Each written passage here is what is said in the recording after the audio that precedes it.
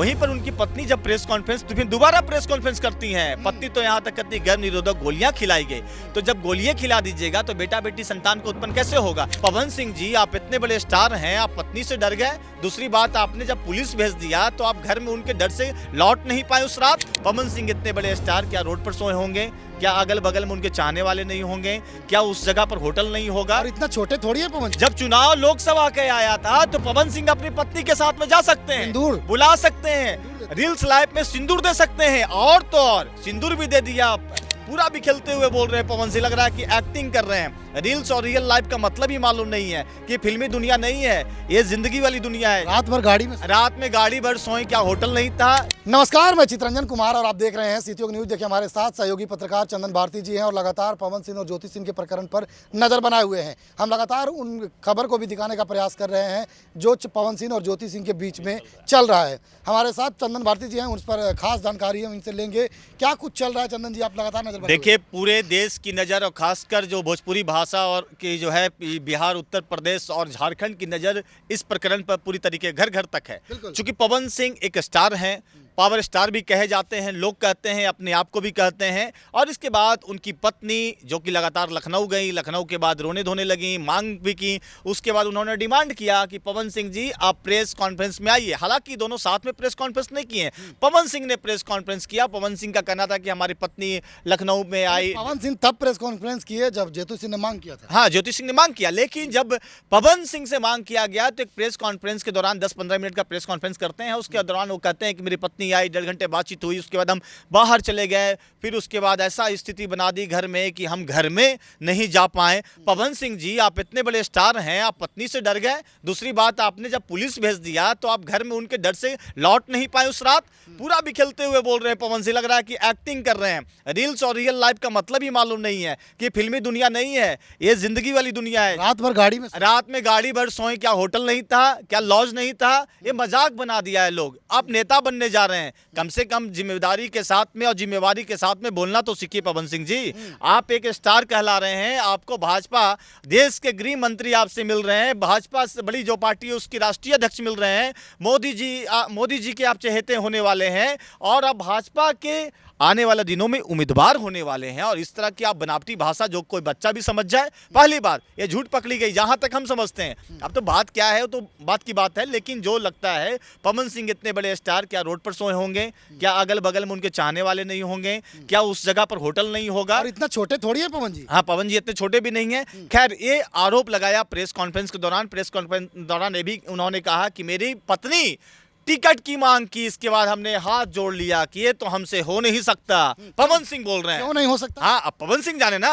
पवन सिंह जब पत्नी है, बोले कि जब चुनाव आता है तो हमारी पत्नी आ जाती है मेरे साथ में। जब चुनाव लोकसभा के आया था तो पवन सिंह अपनी पत्नी के साथ में जा सकते हैं, सिंदूर बुला सकते हैं, रील्स लाइव में सिंदूर दे सकते हैं, और तो और सिंदूर भी दे दिया। अपना पत्नी बेचारी दर दर तक घूमी है, हर द्वार तक घूमी है उनकी पत्नी ज्योति सिंह। ये किसी से छुपा हुआ नहीं है, ये जगजाहिर है। और वही पवन सिंह प्रेस कॉन्फ्रेंस के दौरान कहते हैं कि जब चुनाव का वक्त आया, 1 महीने पहले कहाँ थी, 2 महीने पहले कहाँ थी, 3 महीने पहले कहाँ थी? अरे कहाँ थी? आपके चुनाव के प्रचार से जो लगी हुई है वो काराकाट के जनता, कभी औरंगाबाद के जनता के बीच में जा रही है। आपने उसे नेता बनाने की ख्वाहिश दिखाई, चाहे आपको नेता बनाने आई थी, वो आपको नेता बनाते बनाते वो खुद नेता बन गई, लोकप्रिय हो गई। ये तो उसका जनता का समर्थन है। आप तो घूमते नहीं थे, आप डेहरी के होटल में रहे, 4-5 जगह आपका रोड शो हुआ, उसके बाद आप बैठे रह गए। आपकी पत्नी, आपकी साली, आपकी सास, आपके ससुर, जो भी हो, पूरे परिवार आपके साथ लगा रहा। लेकिन प्रेस कॉन्फ्रेंस के दौरान इन्होंने यहां तक नहीं कहा कि ज्योति सिंह ने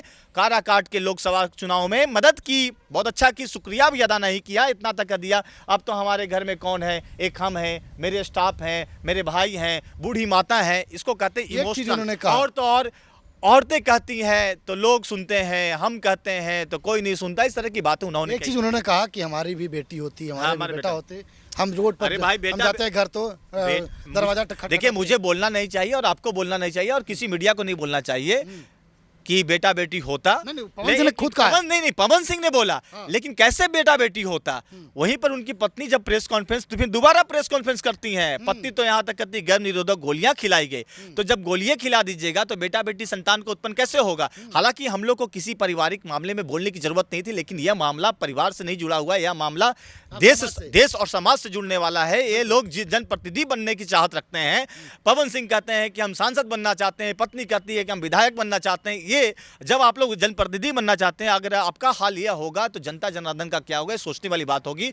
हम तो यही चाहेंगे और दुनिया यही चाह रहा है कि पुनः विचार कर दोनों आपसी सहमति के साथ में एक साथ रहें, पारिवारिक जीवन और लेकिन दोनों की तरफ से जो बातचीत हो रही है समझ में नहीं आ रहा है कौन सच बोल रहा है कौन झूठ बोल रहा है। लेकिन जहां तक यहां बात है कि पवन सिंह ने जिस तरह से बात की, पहला जो उन्होंने पोस्ट लिखा, हम कैसे बना सकते हैं, तो वहीं पर पत्नी जवाब देती है उनकी कि हाँ भाई आप कैसे बना सकते हैं, 15 साल से तो आप खुद भाजपा के मेंबर थे, आप जब आप खुद टिकट नहीं ले पाए तो हमको क्या टिकट दिलवाइएगा, हम आपके द्वार पर क्यों आएंगे टिकट मांगने के लिए, हम जनता के बीच में जा रहे हैं। यहाँ तक ये भी कहती है कि आप मुझे पत्नी स्वीकार कर लीजिए, घर में रखिए, मैं चुनाव नहीं लड़ूंगी, जीवन भर चुनाव नहीं लड़ूंगी। अब देखने वाली बात होगी कि आप पवन सिंह घर में रख पाते हैं। हालांकि देखिए पवन सिंह के साथ में कई आरोप लग चुके हैं और कई लगते आए हैं, स्टारडम भी हैं। पवन सिंह को हम सारा गलत नहीं देना चाहेंगे और ज्योति सिंह को भी हम क्लीन चिट नहीं देना चाहेंगे, लेकिन दोनों का जो मामला है घरेलू मामला है।